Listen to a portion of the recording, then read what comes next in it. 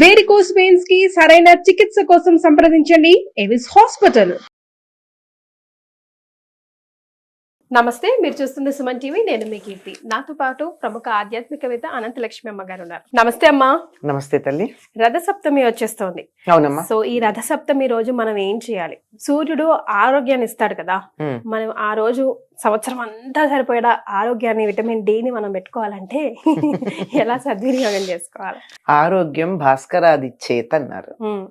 ఆరోగ్యం సూర్యుడి వల్లే వస్తుందమ్మా. ఎందుకంటే ఎండలో ఉన్నట్టయితే మీరు అన్నట్టు విటమిన్ డి రావడమే కాదు, సూక్ష్మ క్రిములు చనిపోవడమే కాదు, ఎటువంటి వ్యాధి సంబంధించిన లక్షణాలు ఉన్నా పోతాయి. ఆఖరికి వీళ్ళు చెప్తారు కదా, పచ్చకామెర్లు అవి ఉన్న వాళ్ళకు కూడా సూర్యరశ్మిలో ఉండడమే చాలా ప్రధానమైనటువంటిది. పుట్టిన పిల్లలను కూడా అదే తీసుకుని పెడతారు. 6వ రోజు జువెనైల్ జాండీస్ వస్తే పుట్టుకతో వచ్చేది, దాన్ని ఎండలోనే ఉంచితే సరిపోతుంది. అటువంటి సూర్యుడు ఉచ్చ స్థానంలో ఉండేటటువంటిది 2 అయనాల్లో ఉత్తరాయణంలో అధికంగా ఉంటాడు. ఉత్తరాయణంలో కూడా మాఘమాసంలో అధికంగా ఉంటాడు. మఖ నక్షత్రం సూర్యుడికి స్వస్థానంగా చెప్పబడుతూ ఉంటుంది. స్వస్థానం ఏదో జ్యోతిష్ శాస్త్రపరంగా ప్రధానంగా చెప్పేది.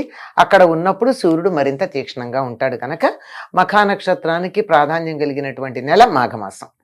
అటువంటి మాఘమాసంలో ఆయన చాలా ఉచ్చ స్థితిలో ఉంటాడు గనక సూర్యుడి నుంచి వచ్చేటటువంటి కాంతి చాలా కావలసినంత అత్యధికంగా మనకు ఉపయోగపడేటట్టుగా ఉంటుంది.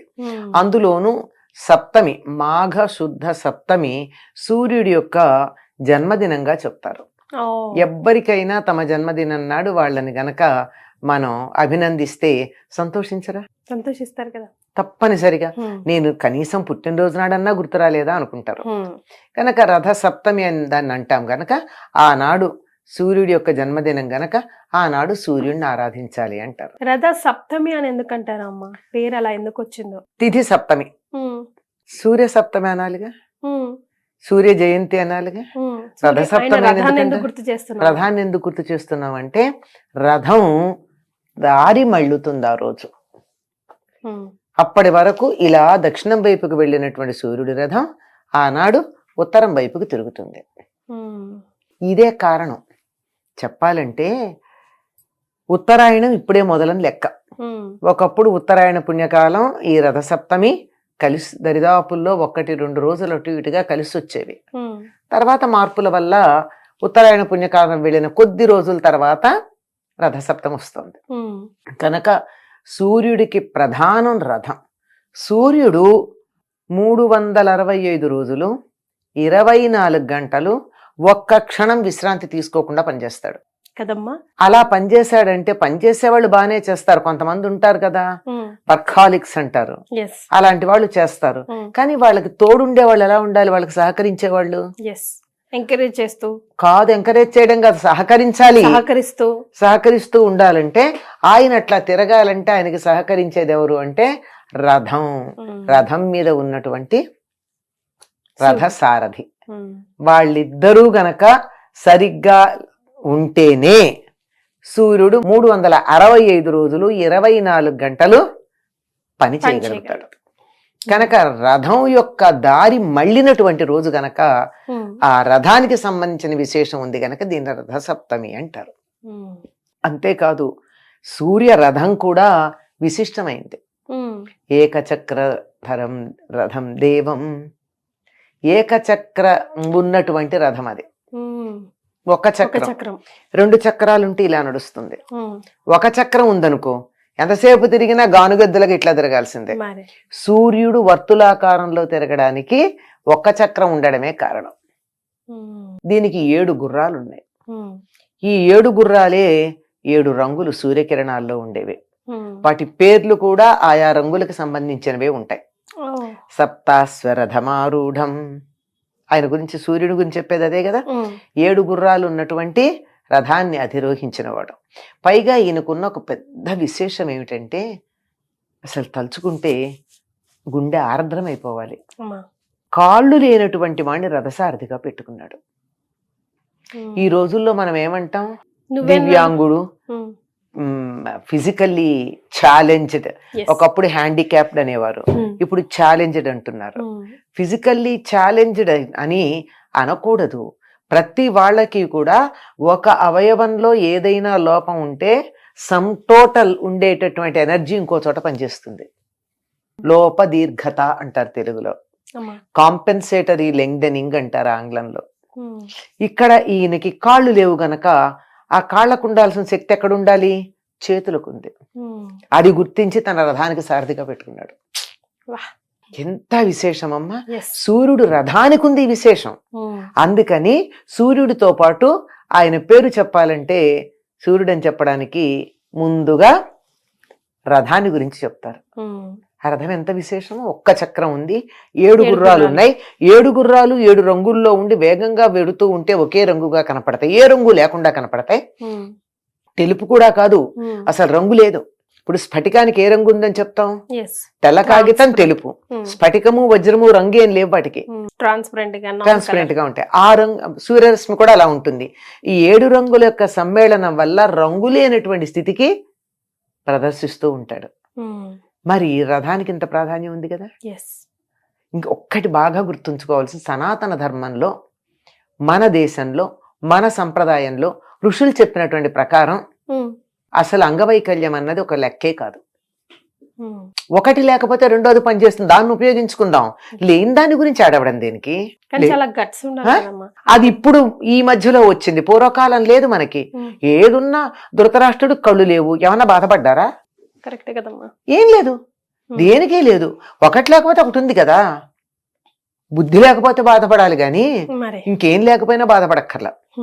అంచేత ఎంత అసలు సూర్యుడు రథానికి సారథిగా చేసుకున్నాడంటే ఊరువుల దగ్గర నుంచి లేదు, మొండెమే ఉంది ఈ పైన. దానివల్ల ఆ శక్తి చేతులకు ఎక్కువ ఉంది. చూడండి, వినపడని వాళ్ళు కంటి చూపుతో గమనిస్తారు అవతల వాళ్ళు ఏం మాట్లాడుతున్నారు.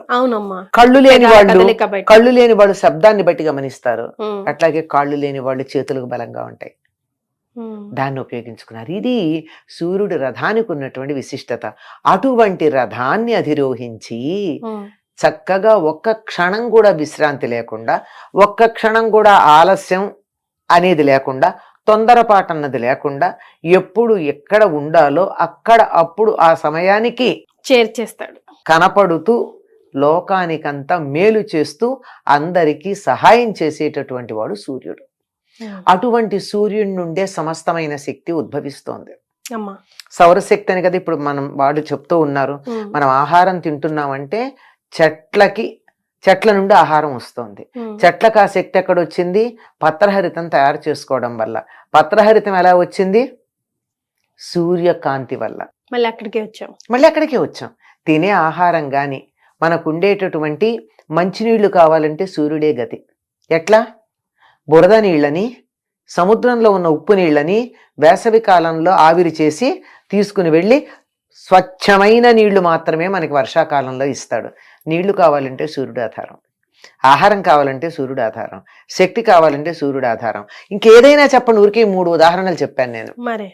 కనుక అటువంటి సూర్యుడు ఇలాంటి కుంటి రథం, కాళ్ళు లేని సారథిని పెట్టుకుని ఒక్క క్షణం కూడా తాను చెయ్యవలసినటువంటి పనిలో అటు ఇటు తేడా రాకుండా చేస్తున్నాడంటే ఆయనకి మించిన డిసిప్లినరీని ఎవరున్నారు? అంతకు మించిన పంక్చువల్ ఎవరున్నారు?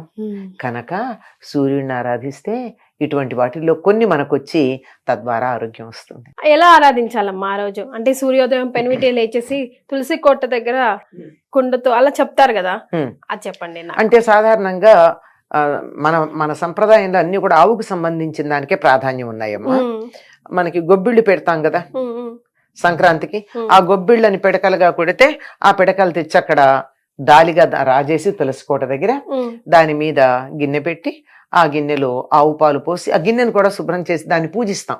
దాని చుట్టూతా గంధము కుంకుమ పెట్టి. అలా ఏదమ్మా, మట్టి మనం ఇత్తడి పాత్ర లేకపోతే మట్టి పాత్ర గతి లేక మట్టి పాత్ర వాడతాం.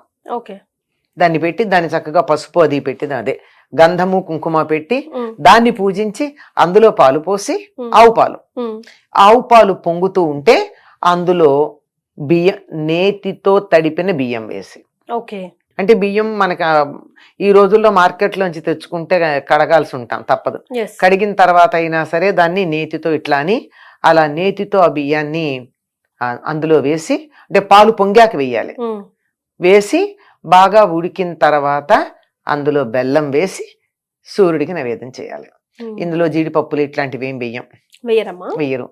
అసలు సూర్యుడికి మెత్తగా పరమాన్నమే పెడతారు, ఎందుకంటే ఆయనకు పళ్ళు లేవు కదా, నిజమే. అందుకే జీడిపప్పులు అట్లాంటివి వెయ్యరు. ఇవన్నీ యాలక్కాయలు మాత్రం దంచి వేస్తే వేయొచ్చు. దీన్ని ఏం చేస్తారంటే ఉడికిన తర్వాత చిక్కుడాకులతో రథం చేసి పెడతారు. చిక్కుడుకాయలు అంటే 2 చిక్కుడుకాయలు తీసుకుని ఇటు ఇటు పుల్లలు గుచ్చితే ఒకటి అవుతాయి. అట్లాంటివి 7 తయారు చేసి ఒకదాని మీద ఒకటి పెడతారు. అన్ని 7 సంఖ్య కదా సూర్యుడికి సంబంధం. సప్తమి నాడు 7 గుర్రాలు, ఇవన్నీ కూడా 7 సంఖ్య ఆయనకి ప్రధానం. ఆ గుర్రానికి కూడా 7 ఒకదాని మీద ఒకటి పెట్టి దాని మీద చిక్కుడాకులు పెట్టి ఈ పరమాన్నం చిక్కుడాకుల్లో పెట్టి నైవేద్యం పెడతారు. ఓకే, సో రథం మీద ఆయన కూర్చున్నట్టు మనం చిక్కుడాకులతో పెట్టాలి. ఈ చిక్కుడాకులు అంటే 3 ఆకులు కలిసి ఉంటాయి కదా, ఈ చిక్కుడుకాయల రథం ఏమిటో, ఈ చిక్కుడాకుల్లో పెట్టడం ఏమిటో, ఇది మాత్రం దీనికి ప్రత్యేకమైనటువంటి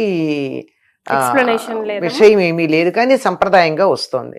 ఈ చిక్కుడుకాయలకి చిక్కుడు పాదుకి సూర్యుడికి ఏమో సంబంధం ఉందనుకుంటా, అది ఆయుర్వేద వైద్యులు చెప్పాలి. ఈనాడు ఇంకోటి ఏం చేస్తారంటే తెల్లవారుజామున స్నానం చేసేటప్పుడు జిల్లేడాకులు రేగిపళ్ళు తల మీద పెట్టుకుని స్నానం చేస్తారు. శరీరంలో 7 భాగాల్లో తల, భుజాలు, పొట్ట, వీపు, ఇలా 7 ప్రదేశాల్లో జిల్లేడాకు మీద ఒక రేగిపండు. ఈ జిల్లేడు రేగి కూడా సూర్య సంబంధమైనవి. జిల్లేడుకి అర్కం అని పేరు. అదే అంటే సూర్యశక్తిని నేరుగా గ్రహించగలిగింది జిల్లేడు. మనం భోగి పళ్ళు కూడా అందుకే పోసుకుంటాం. భోగి పళ్ళల్లో కూడా ఉండేది సూర్యశక్తిని గ్రహిస్తాయి గనక అవి పెట్టి స్నానం చేస్తారు. ఈ రోజు ఎందుకో మరి ఈ చిక్కుడుకాయల రథము చిక్కుడాకుల నైవేద్యం పెట్టడం ఉంది. ఇంకొకటి ఏం చేస్తారంటే ఈనాడు దేంతో తరిగిన కూర తినరు, కత్తి వాడరు. దానికి కూడా కారణం లేదు, తెలియదు. ఆ రోజు చిక్కుడుకాయలు అయితే గోరుతో ఒలిచి తీసుకుంటారు కదా, ఈ రోజు తప్పనిసరిగా చిక్కుడుకాయ కూర తినాలి గనక కత్తితో తరిగింది తినకూడదని చెప్పారని నేను అనుకుంటున్నా. కానీ చిక్కుడుకాయ తింటారు. ఈ చిక్కుడికి సూర్యుడికి ఎక్కడో ఏదో సంబంధం ఉన్నట్టే కనపడుతూ ఉంటుంది. ఇవి ఆ రథసప్తమి నాడు చేసేది. పైగా సూర్యుడికి ఎరుపు రంగు చాలా ఇష్టం గనక ఎర్రని పూలు, తర్వాత ఎర్రచందనం వాడతారు.